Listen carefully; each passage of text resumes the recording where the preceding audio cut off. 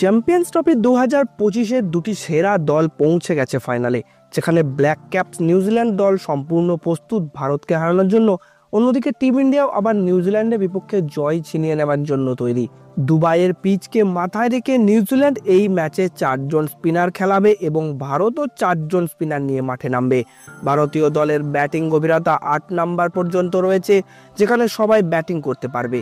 New Zealand দলেও batting এর দিক থেকে গভীরতা আছে, তাদেরও 8 নাম্বার পর্যন্ত ব্যাটসম্যানেরা ভালো ব্যাটিং করতে পারে। ভারতের কাছে বোলিং অপশন 6টি, 2জন পেসার, 4জন স্পিনার। অন্যদিকে কিন্তু নিউজিল্যান্ডের হাতে 8জন বোলিং অপশন রয়েছে, 4জন পেসার এবং 4জন স্পিনার। এই ম্যাচ হতে চলেছে একদম হাড্ডাহাড্ডি লড়াইয়ের ম্যাচ। যে দল জিতবে তার মাথায় চ্যাম্পিয়ন্স ট্রফির মুকুট উঠবে।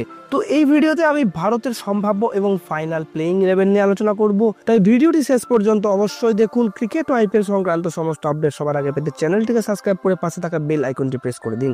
বন্ধুরা, ফাইনাল ম্যাচের কথা বললে ফাইনাল ম্যাচটি 9ই মার্চ দুবাইয়ের আন্তর্জাতিক ক্রিকেট স্টেডিয়ামে ভারতীয় সময় দুপুর 2:30টা থেকে শুরু হয়ে যাবে। এবার আসি প্লেইং 11-এর কথায়। তো প্রথমেই থাকবেন রোহিত শর্মা। ভারতের ক্যাপ্টেন রোহিত শর্মা নিশ্চিতভাবেই ওপেনিং করবেন, যদিও এখনো সেঞ্চুরি আসেনি, তবে গুরুত্বপূর্ণ ইনিংস খেলেছেন। রোহিত শর্মার সাথে সাথ দেবেন শুভমান গিল। এই টুর্নামেন্টে প্রথম ম্যাচেই দুর্দান্ত সেঞ্চুরি করেছিলেন, তবে শেষ দুটি ম্যাচে ফ্লপ ছিলেন। ফাইনালে তার কাছ থেকে বড় একটা ইনিংসের প্রত্যাশা থাকবে।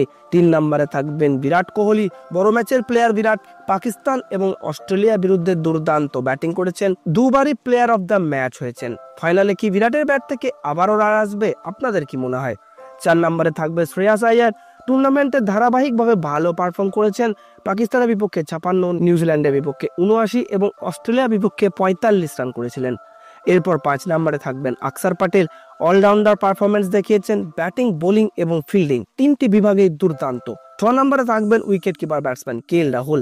চাপের মধ্যে পারফর্ম করতে পারেন, তাই তিনি গুরুত্বপূর্ণ ভূমিকা পালন করবেন। 7 নম্বরে থাকবেন হার্দিক পান্ডিয়া, ভারতের অন্যতম মূল্যবান অলরাউন্ডার এবং ফিনিশার।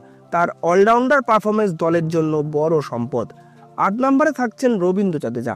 বন্ধুরা, নিউজিল্যান্ডের দলে অনেক বাঁহাতি ব্যাটসম্যান আছে, তাই জাদেজার পরিবর্তে কিন্তু ওয়াশিংটন সুন্দর ভালো অপশন ছিল। তবে মনে হয় না টিম ইন্ডিয়া আর নতুন কাউকে খেলিয়ে দেখতে চাইবে, তাই রবীন্দ্র জাদেজাই সুযোগ পেতে চলেছেন। 9 নম্বরে থাকবেন কুলদীপ যাদব। গুরুত্বপূর্ণ উইকেট তুলে নেওয়ার ক্ষমতা আছে এই বোলারটির, তাই তিনি দলে অপরিহার্য। 10 নম্বরে থাকবেন মোহাম্মদ শামি, অভিজ্ঞ পেসার এবং তার অভিজ্ঞতা ফাইনালে বড় ভূমিকা রাখতে পারে। এবং 11 নম্বরে থাকবেন বরুণ চক্রবর্তী। গ্রুপ পর্বে নিউজিল্যান্ডের বিরুদ্ধে দুর্দান্ত পারফরমেন্স করেছিলেন, এবার তিনি নিউজিল্যান্ডের ব্যাটসম্যানদের সমস্যায় খেলতে পারেন। তো বন্ধুরা, আপনার কি মতামত? কোন দল জিতবে চ্যাম্পিয়ন্স ট্রফির ফাইনাল, ভারত নাকি নিউজিল্যান্ড? কমেন্ট করতে ভুলবেন না।